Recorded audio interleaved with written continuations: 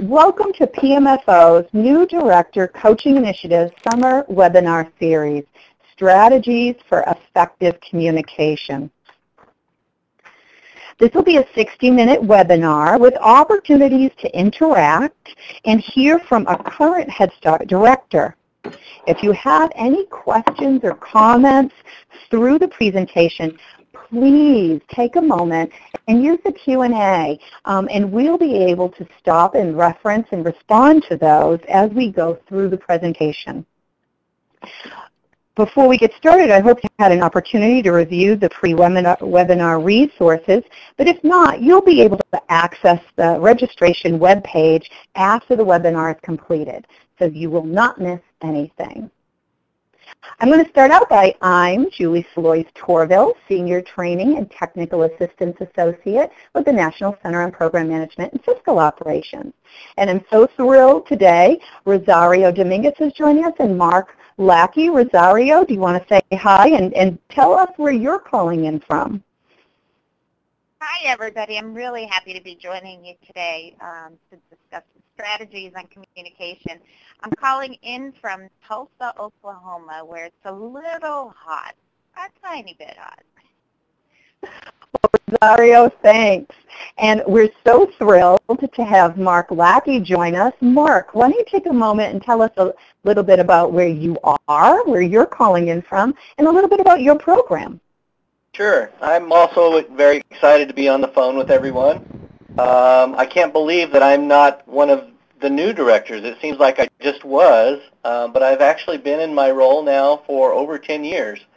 And I am the Executive Director and the Head Start Director in a Head Start and Early Head Start program in Alaska. So our program is located about an hour's drive north of Anchorage. And we serve a total of 320 kids. We're a nonprofit standalone organization. And just really thrilled to be able to participate and pass on a little bit of examples or things that I've learned during my time as a Head Start Director. So thanks for allowing me to participate. Thank you, Mark. We look forward to hearing more about your program throughout the webinar. So today, our session objectives are going to review the basic elements of communication and explore how they take shape in your program. Recognize the central role of leaders in fostering strong communication practices, and examine a process for assessing and planning for effective communication. I'm going to turn this over to Rosario. Thank you, Julie. So we hope that some of you had a chance to do some of the pre-work reflection. We had asked you to review some tips for effective communication and also read an article entitled 10 Common Communication Mistakes. From these readings and this preview, we hope you had time to reflect on your own strengths and maybe pitfalls when it comes to communication. All of us at one time or another have made one or more of these communication blunders that are brought up in the 10 Common Communication Mistakes article. This slide represents some of the tips mentioned in that pre-work reading. And during your reflection, we're going to be asking, did you identify what your strengths were and what you wanted to work on? I know for me, one of my big ones is proofread. Often make sure I proofread what I'm sending. I'm often so eager to just get it done and get it off my to-do list, and I might send an email out really quickly without taking that time. And I go back and I read my email, and I find I made some mistakes. And I even made mistakes in typing my name. So one of the things that I've started to do for myself is I actually have a Post-it note on my computer screen that says, slow down and proofread, to remind me that that's what I need to be working on. So, Julie, I think we're going to ask people what they're working on or what they're thinking they need to work on. Rosario, thank you. And I have to tell you, I have fallen victim to the same thing you just said. Kelly, if we could pull up the poll, I would really love to hear from all of you, again here, or please type, what area from your reading, what concepts are you currently working on? I see some early voters in here.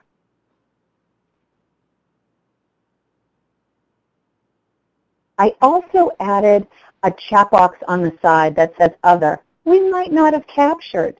So please, if there isn't something here, add it in on the chat box for us.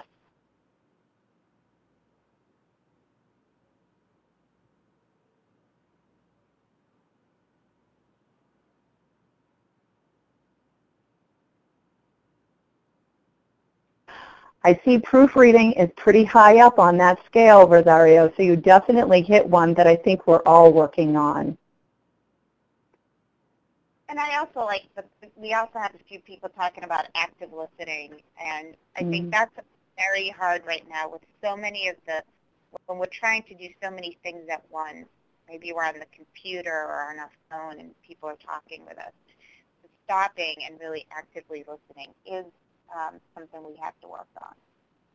That is true. And I love the comments that are coming through, too. Following through after a conversation to ensure staff receive the message.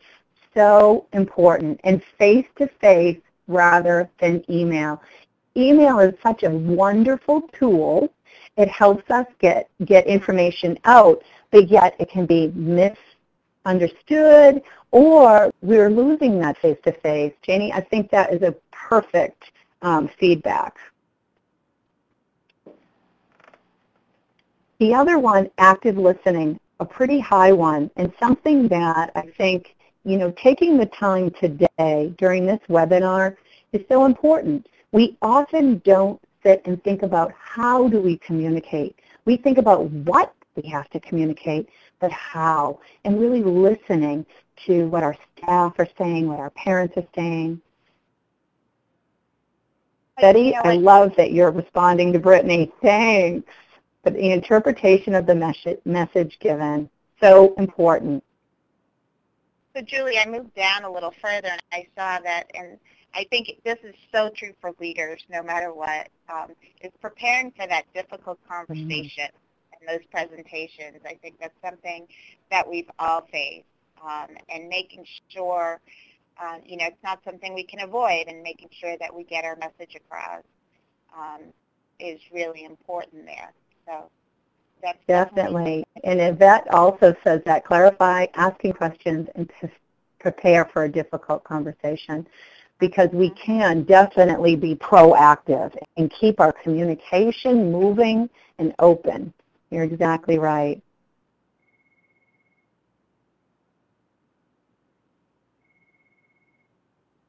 So I think we're just going to give it another moment.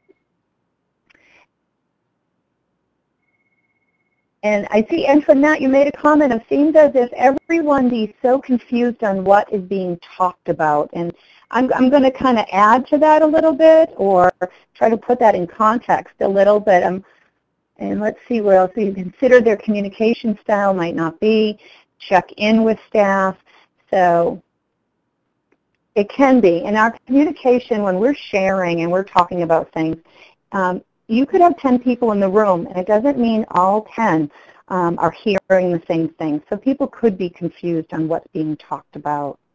So we could definitely keep this going. And if you have some additional comments or anything to add in, please use that Q&A as we're moving on to our next piece. So these are great, and I think we're all in the same boat with that. Annette, thank you for that. Check for understanding after the conversation has happened, definitely. Thank you. And again, please use that Q&A box, because we're going to be referencing back. So I think we're going to move on. But so the core is it? I'm going to start up. Can you hear me?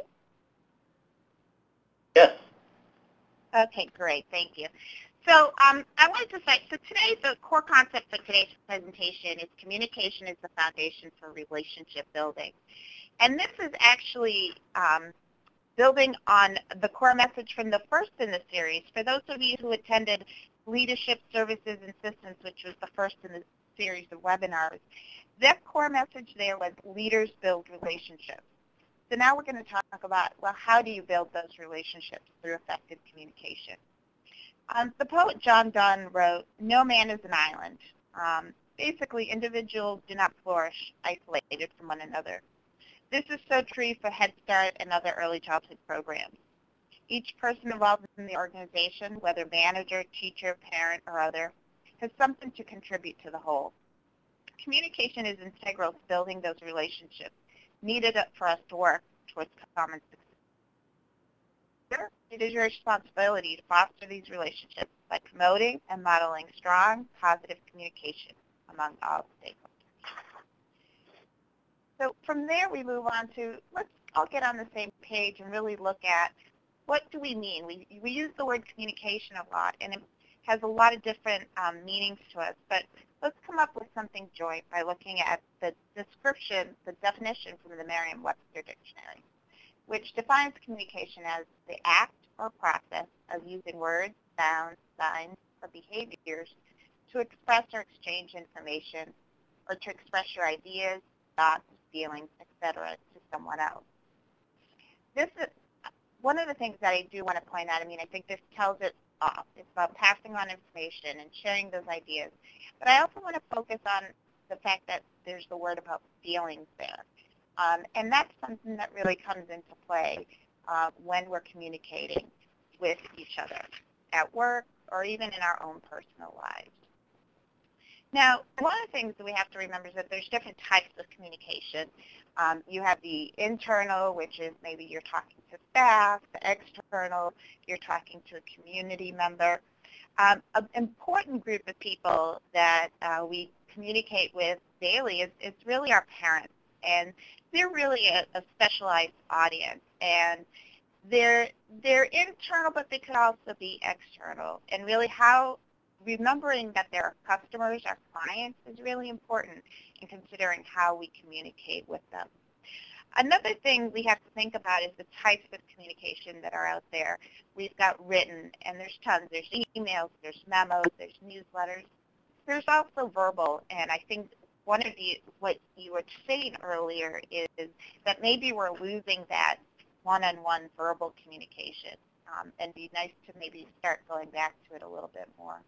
There's also visual, and visual could be charts, graphs. Again, it could be photos. Photos tell us a lot. Finally, there's formal and informal communication. I often talk about how my teenage son, how he talks to his friends is probably very different than how he talks to his friends' parents, or at least I hope that's true. So that's something that we have to be aware of, is when are we talking kind of one-on-one with each other in a friendly way, and when it has to be a more formalized situation.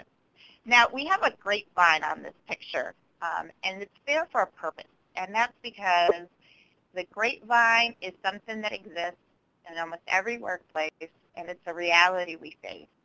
And it's part of that informal communication. One of the issues with the grapevine is that it can really easily undermine a program. And this is usually because the grapevine usually comes out because formal communication is perceived as ineffective or non-existent, particularly when it comes to dealing with conflicts or differences. Members of an organization often start placing a greater emphasis on the grapevine when the communication, the formal communication, breaks down.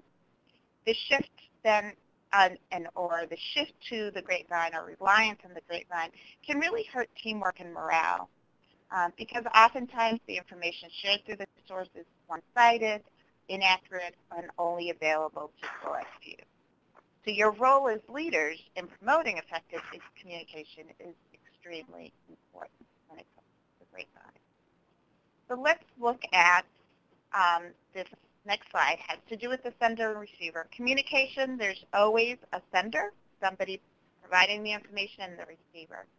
One of the things we need to be aware of is that both individuals come into communication with their own history, their own experiences, their own knowledge prior, and that's where that I think somebody mentioned earlier, active listening really is important, not just from the receiver end, but also the sender. Really paying attention to how the other person is receiving or sending the message. So what's up here is, so what happens is the sender sends the message, the receiver decodes the message. It's always important for the sender to then make sure that the receiver's understanding, or for the receiver to double check in with the sender to make sure that they're understanding. What you see here, though, is also there's this bullhorn picture. And the reason we bring this one up is because it's not just about giving words. We talked about verbal, but we also talked about visual.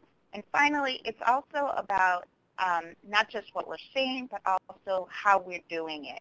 What's our body language? What's our facial expression? It's not just the words we're sharing, but it's also what is it, the tone, maybe, or how loud we are. And this really comes into play a lot in terms of cultural expectations. I always share my dad had a very thick accent when he spoke English, and I always remember when he came home one day, he had gone to the registry of motor vehicles, and he was really frustrated and he was very angry. And the reason was because he had gone to renew his license. And what happened was that because of his thick accent, the person wasn't really understanding what he was saying, and he started, his facial expression showed confusion. The person behind the counter was frustrated. My dad could sense he was frustrated. The man started kind of yelling at my dad, and it ended up something so, that shouldn't have been a big deal. It became something really that impacted him on how he felt very small. He felt like he was invalidated. And that's something we always have to worry about or think about, particularly in our Head Start programs and early Head Start programs, because we have so many diverse parents and families who not only are speaking a different language, but also there's the cultural differences as well. So one of the things that we want to talk about a little bit is really being strategic in how you communicate and thinking about how you're going to do that, and having a process that clarifies the expectations, provides transparency, prevents misunderstanding, and provides a coordinated approach to promoting the program's key message. So to start off in talking about some of the strategic planning for communication, we're going to start off with a little scenario. And I'm going to read it, and we're going to ask you guys, I'm actually going to ask Julie a question after this scenario. So, are you ready, Julie? I'm ready. Okay, so the scenario is, Sarah has just been hired as the new Family Services Supervisor for Los Fondos Migrant and Seasonal Head Start program. The majority of the children served are from Mexico or Mexican descent. Sarah is excited and is looking forward to using her Spanish, which she learned while living in Colombia for a year. After a few months, Sarah begins to feel discouraged. She does not seem to be connecting with the staff and the families the program serves.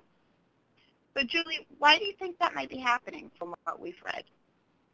This is a great scenario, Rosario, and I think there's a couple of things that pop out here, and I hope that everybody's kind of reflecting on this a little bit.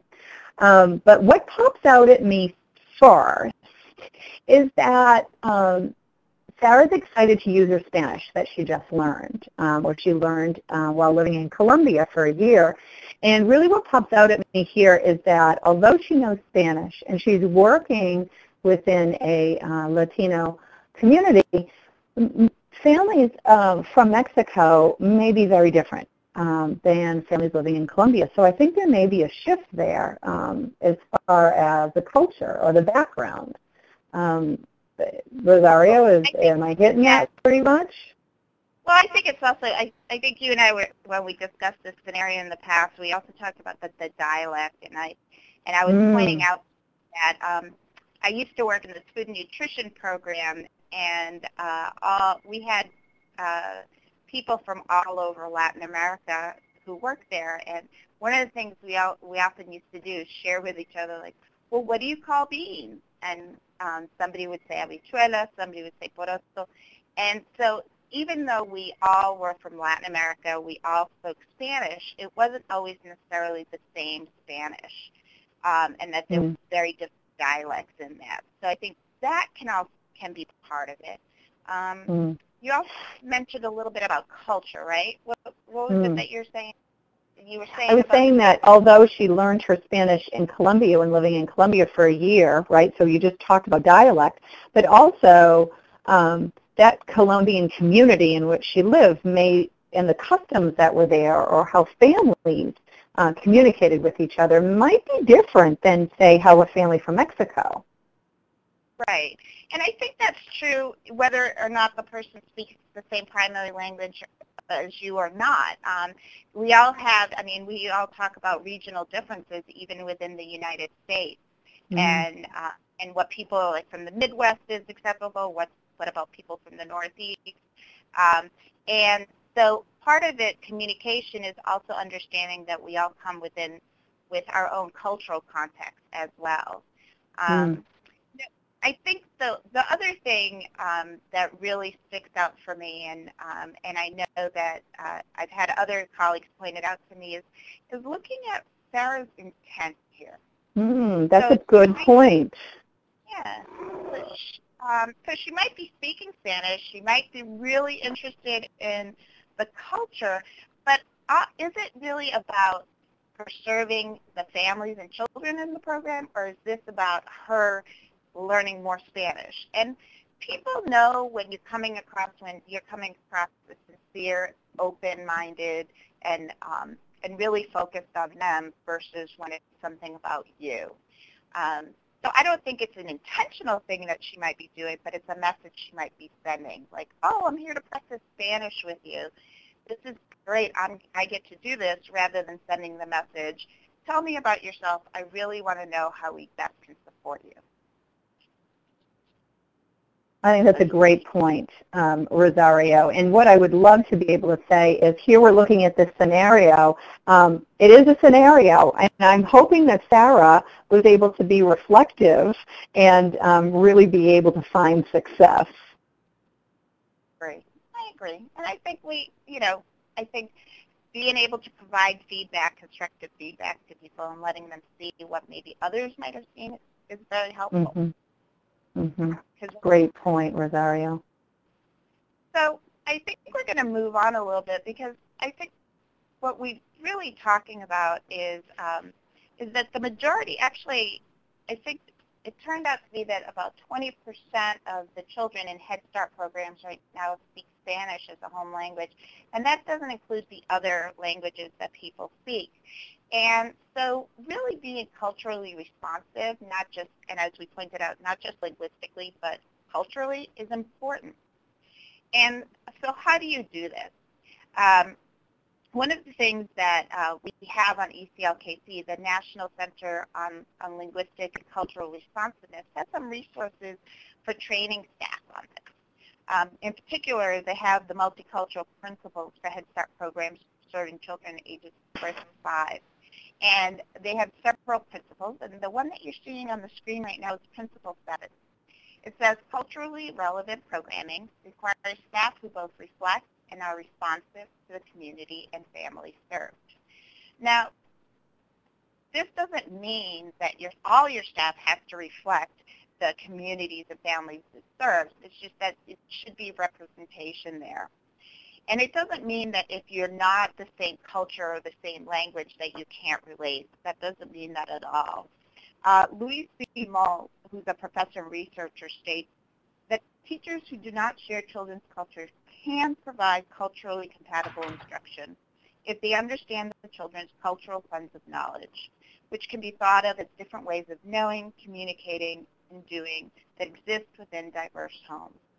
So I think what we're trying to say here is that programs should be intentional and must be able to communicate with families and children, regardless of language or culture, in really meaningful ways.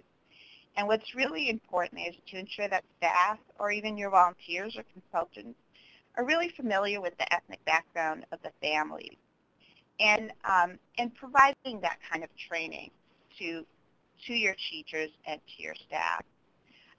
One of the things that you can do to get more information on this, I think we've got the link right there on the slide, but we can also send it, is to get more information, tips, and questions or ideas of how to better prepare staff or train staff to be able to be responsive. Please go to the ECLKC and the National Center on Cultural and Linguistic Responsiveness site. They definitely have some great resources there. Thank you, Rosario. I was going to say, so Mark, I think you have some things to share from the field with us regarding some of what we just discussed in terms of multicultural, in terms of cultural and linguistic differences. I do. I think it's such an important area, and you know, I think it's really about awareness and really just being aware of your own culture and your own, you know, biases or communication styles, and being willing to do what we do in all other aspects of our work, which is meet that family where they are, or that child where they are. And even families within the same culture have different perspectives and desires about what they want their family to experience or their child to learn. One family might be, you know, completely interested in their child being immersed in learning English. Another family might not want that to happen. So really it's about meeting those individual families where they are and helping them to move forward towards their goals. And again, we want to build those relationships of trust, and so that's how we do that, is by going to where they are and helping them to move forward. My own program is not very diverse. I live in a part of Alaska where it's probably the least diverse part of the state. We're predominantly white. We do have some Alaska Native program people in our area, and also we have a Russian population. But just down the road, an hour from here, is the city of Anchorage. And a study just came out in 2015 that said Anchorage public schools were the most diverse school system in the nation.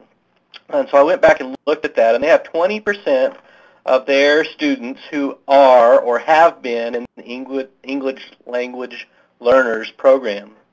The majority of those are Spanish, but they've got Hmong and Samoan and Filipino and Yupik students. So I called my sister program in Anchorage and spoke to the director there, and he said, you know, there's not one big thing that we do. It's a lot of little things. It's, first of all, being aware, and it's also making sure that as much as possible your staff looks like and talks like and reflects the population that you're serving. And so that, you know, might go even deeper. You might need to look at your hiring practices or how you're reaching out to that community to make sure that your staff looks like who you're serving. They also make a big deal about regional holidays. So they celebrate Independence Day for the Dominican Republic, which is February 27th, if anybody was interested in that. They celebrate the Chinese New Year in their programs. They ask their home visitors to learn a few basic words of greeting in that family's home language before the first home visit. They're not asking them to learn the language and you know, to be able to converse, but to learn a few words of greeting so that they can let that family know that they're making an effort and they understand that this family has a different culture. And then something I thought was really interesting too was that they post a big map in the lobby of their largest center, and they encourage families to mark where on the world that their families are from. And it really is a good conversation starter for staff and families to connect over where individuals are from in the world. Mm-hmm. And then something that came up in our in a previous slide was, you know, another big thing that maybe we don't think about and we just need to be aware of is how the language that we use, and we talked about this a little bit before the presentation started, but metaphors and the language we use. So I was just paying attention a little bit, and I thought about the word grapevine that we used earlier. And to some families, you know, when we start talking about the grapevine, that might be confusing because that's a very cultural, we use that word to represent something, and it's not an actual grapevine. So in the language we use, the metaphors that we use, we just have to be very aware that those could cause confusion for people that aren't aware. So a very important area, and I think it starts with all of us being self-aware and culturally sensitive and meeting those families and children where they are. Mark, it's so funny that you brought up. Mark, it's funny that you brought up metaphors because I used to teach English as second language class, and one of the things that I always used to look at is idioms. You know, what does it mean when somebody says to you, "It's raining cats and dogs," Right. but it's not literally raining cats and dogs. And you're right. I mean, there's so much language that we use where, for us, it's really easy to understand and it makes sense. But for the other person, they might just be looking at you saying, "I don't get that. You mean it's raining cats and dogs?" Right. So paying attention. Yeah. So Well, Julie, thank you, Mark. And I love the whole celebration of where families are from. And that really supports us embracing all the different cultures. And one of the elements we're going to move on to now is fostering strong communication practices. And as in your role as a leader, you're in a position of mobilizing others.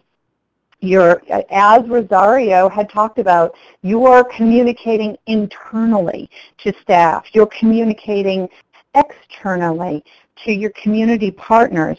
And it's so important, that strong and effective communication, because it's the foundation of relationship building. I often reflect on I learned my biggest communication lesson from one of my managers. She would come into the office and I would be trying to get through the day and get everything done, and I would not look up from the computer as she's trying to talk with me, and she stopped me and said, "I'm going to wait until I have your attention." And that was the biggest lesson I learned. I knew I was that role model, and it became so important. So let's take a moment, and again, I want your fingers to be, I'm glad that we were able to do some practice on and some interaction, but really, let's take a 30-second challenge, and Kelly, if you can pull it up for us. What do effective communicators do? And we're just going to do this real quick. Listen. Engage.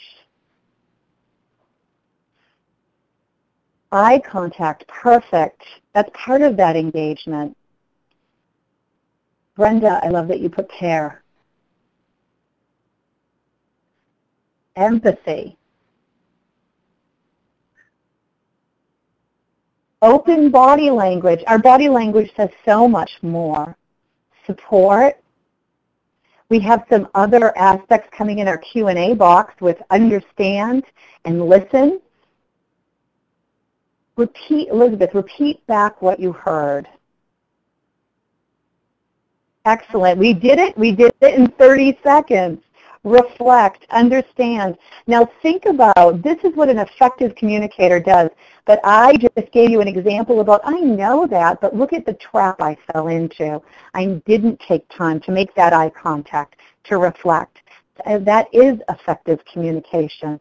And often I think we're going to need to remind ourselves. And I think being self-aware of when you need to strengthen some areas is so important. And then to think about where you're doing quite well. Thank you for that 30-second challenge. Rosario, I think they did an excellent job. Do you have anything to add in there? I did want to bring up something about eye contact, and usually it's more about having to communicate with children and really understanding that sometimes a child, and I learned this the hard way, I remember saying to a child, "Look me in the eye." And I found out that really it's not appropriate in his culture to look in an adult's eyes, to make eye contact with an adult. And so one of the things is we have to, I think it's not so much eye contact, but it's really showing interest in what the person has to say to you, being invested in that communication. And, you know, just being aware, giving that message to people. And that's what oftentimes eye contact does for us, but to also be aware that there might be some cultural connotations there. I think that, just in coming right out of that conversation around cultural differences and respect, I think that's a perfect comment to be made. Thank you all for making those comments in, and let's make sure that we keep that list going and keep reminding ourselves. And Kelly, I think we're going to move on. And Rosario. Thanks. So you talked a lot about what's an effective communicator, and at the same time we talked about your role as a leader. And these are some things that you can do to ensure that there's effective communication, not internally within your program. One is to really model those strong communication skills. I love Julie's example. I kept working on the computer rather than stopping and really listening to what the person had to say. Staff are going to take your cue and know that if in a meeting, if you're checking your phone rather than being part of the meeting, that it's okay to check your phone. So it's really important that you model those strong communication skills. The other thing is to think about inviting staff to help you develop and implement a communication plan. That also includes a process for conflict resolution. This isn't always possible because there might be some policies and procedures that have to already be in place in regards to human resources.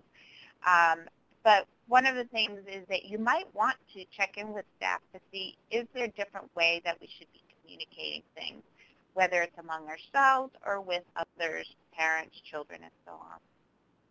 The other thing we encourage is for people to put the expectations of communication within the job description. Communication is something we do throughout all our jobs. It's not something that just stands on its own. It's really integrated to everything that we do through the process.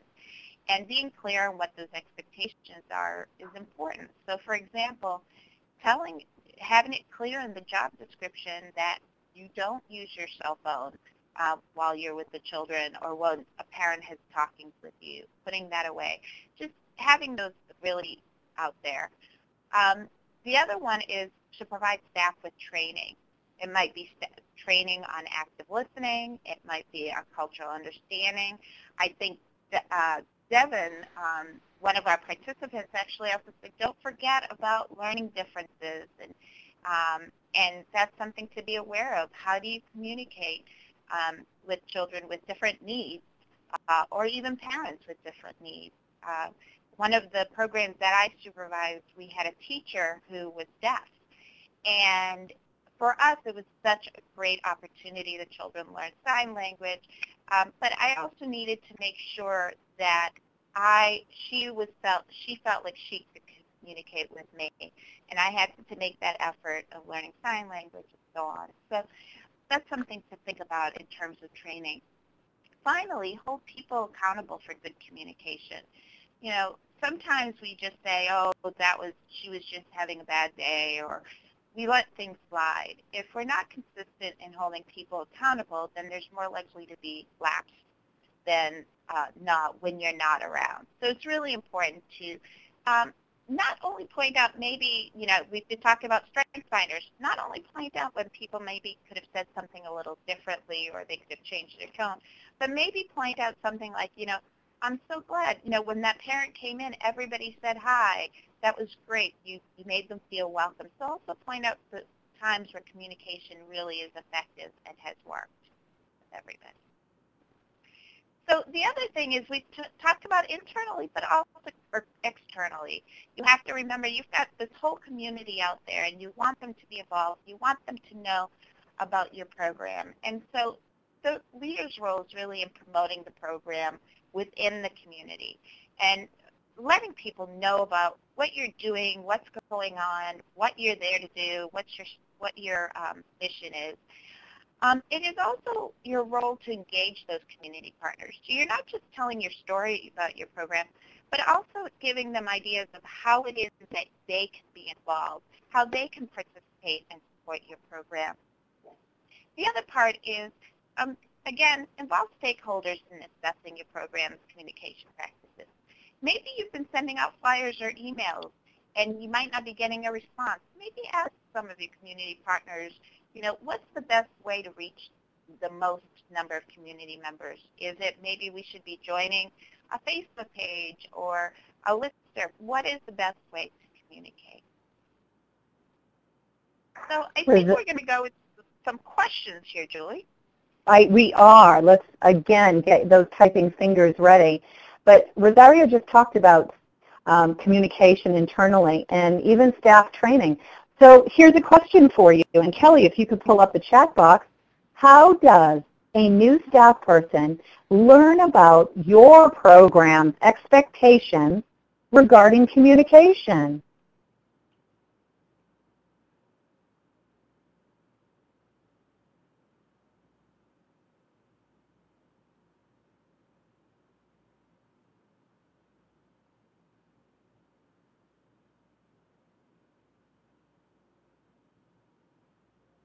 I'm glad to see some of these things: orientation, hiring process, onboarding with teams. That's a great one. Learning by example, mentoring. That is a fabulous practice. Having an experienced staff member working with a new hire, beautiful process. Review of personnel policies, buddy system. There's that mentoring again. I think that is so important. Many times our communication expectations aren't fully written out. So by having a mentor or coaching by role modeling, that is how individuals really do learn those pieces. In the Q&A box, we're seeing staff orientation guide. So there's written processes.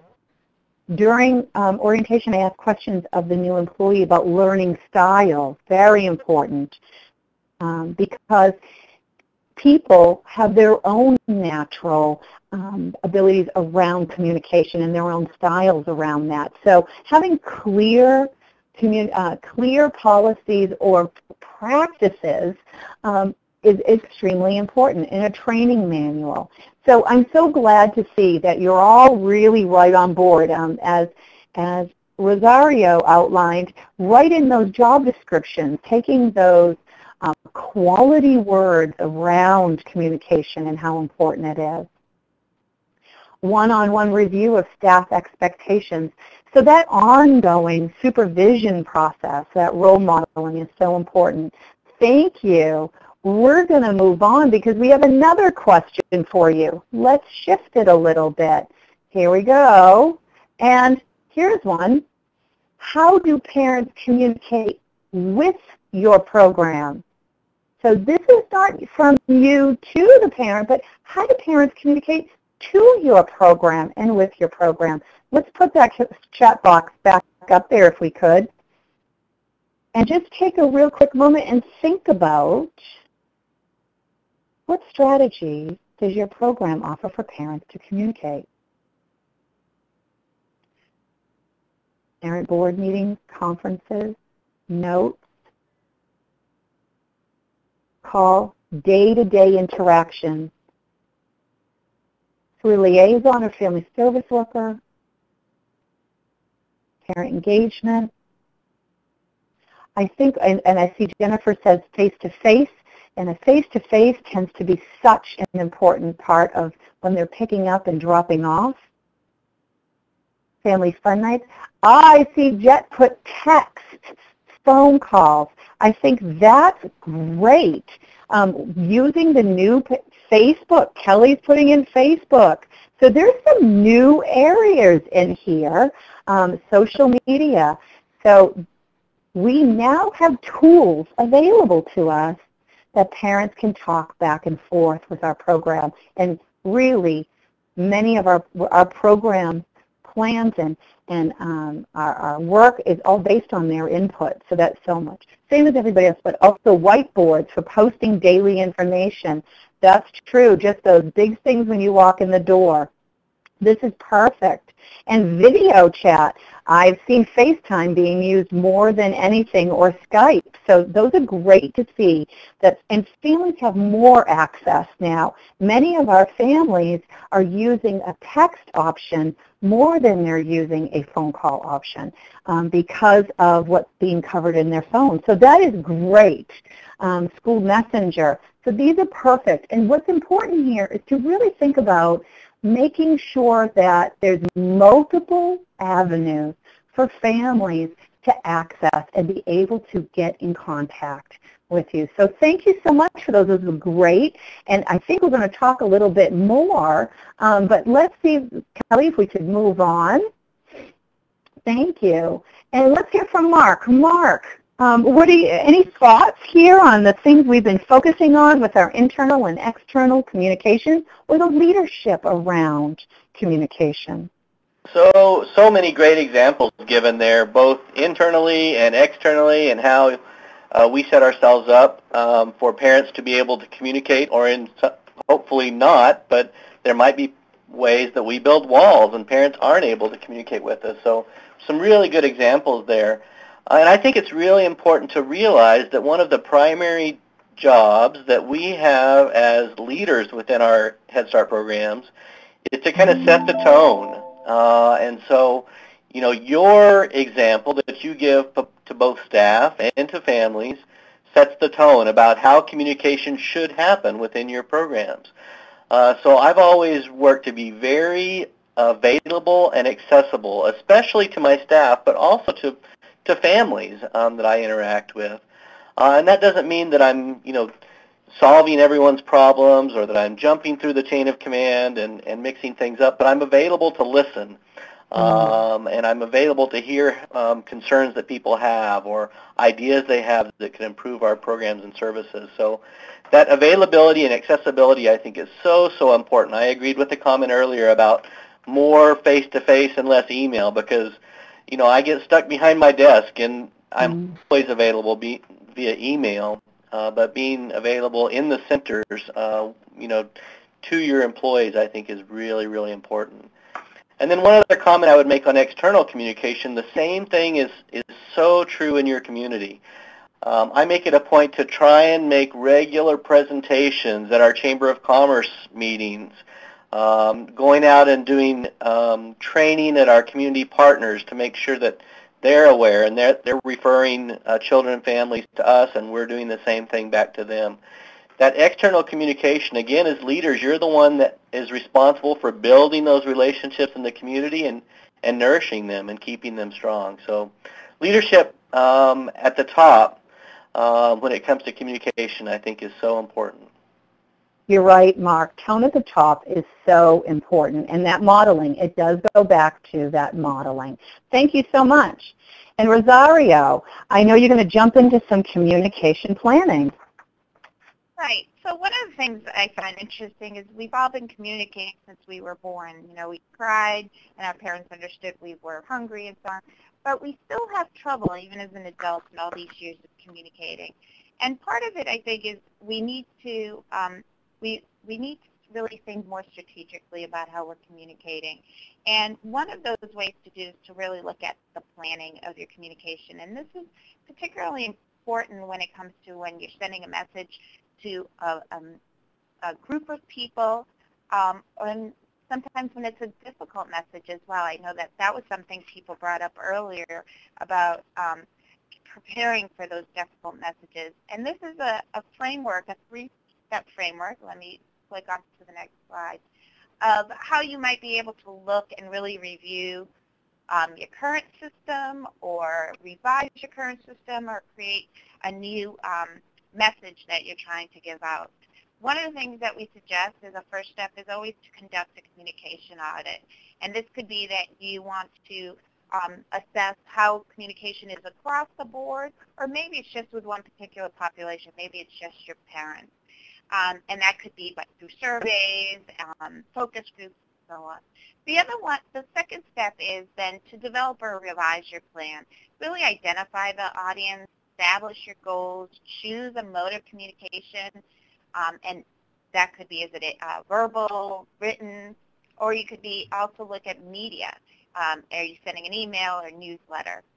The other thing is to really determine the communication flow. Remember that sometimes the communication can be that the supervisor wants the manager to let the staff know something, and really understanding what are those steps that need to be taken. And then finally, establish a timeline or frequency. Some of our communication, maybe it's a newsletter or updates for parents or updates for the governing body, those should follow a pretty definite timeline. At other times, it just might be a one-time event that we need to work on. And finally, always, always, always go back and double-check and see if your plan that you came up with is working. And do that by doing some periodic status checks and review results. It's like the ongoing monitoring part, right? Check to see, are people getting the messages that they need? Are we communicating effectively as a program? And if not, what course corrections do we need to make? So one of the things is that there's a lot of differences in terms of how we communicate, not just culturally, but I know that there's some issues that come up with in terms of communication in terms versus rural and urban. And Mark, did you want to say a couple of words about that? Sure. My program is probably would be considered suburban in most of the rest of the country. But in Alaska, we have some very, very rural programs. Probably the most rural program in the nation is a CAP agency in Alaska called Rural CAP. And they serve the entire state of Alaska, all these little villages that no other grantee serves. And so they'll have 20 kids in this village and 40 kids in this village, and they serve a total of 800 kids throughout our state in these tiny little villages. And they have to be really creative in how they communicate with staff and families because, you don't have a supervisor in all these tiny little villages. They usually have a regional supervisor. And so they use technology in ways that I can't even fathom.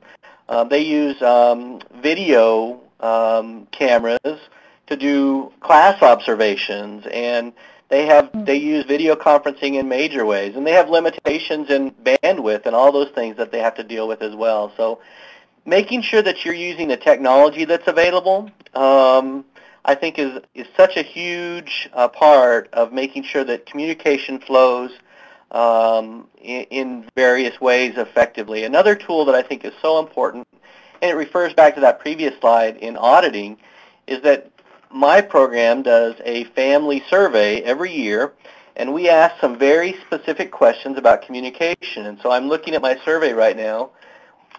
We ask, how do you rate CCS communication with your family? And then families there's a 5-point scale, excellent, very good, good, poor, or very poor, and we get a pulse on how families feel about our communication. And we follow that up with an open-ended question. How could we improve our communication? And we get tons. Most of them are very positive comments, but we get some really good specific responses about how families feel we could improve our communication. And then we ask a question I think that we'll talk about here next, is anyone in your family currently using social media, and if so, which ones? And so we give them choices, Facebook or Twitter, Google, Pinterest, Instagram, so that we can make sure that we also have a presence in the social media sites that our families are using. So again, I think technology is so important, and you need to take advantage of all communication avenues that you possibly can. Great point, Mark. And I think really our next slide highlights those pieces for the things that you highlighted. Rosario? I was going to say great segue, Mark. Thank you. We have so many multiple ways of communicating nowadays. And one of the things you talked about was in your survey is asking what's the best way to communicate with you. And that's something that's really important to do. It used to be maybe 2-3 years ago that emails to parents was enough, and now parents are asking for text. This is also has to do with picking which medium is best in terms of if it's going to be a policy change, do it one-on-one. Don't just send an email, and so on.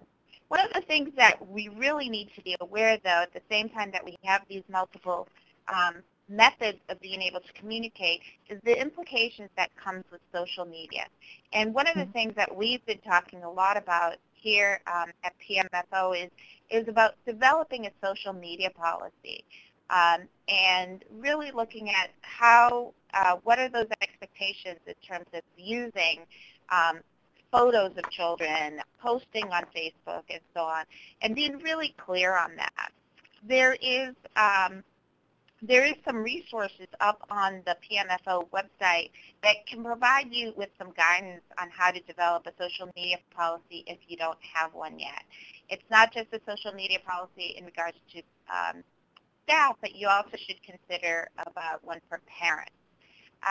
So I think, Mark, did you have something to add for the social media policy?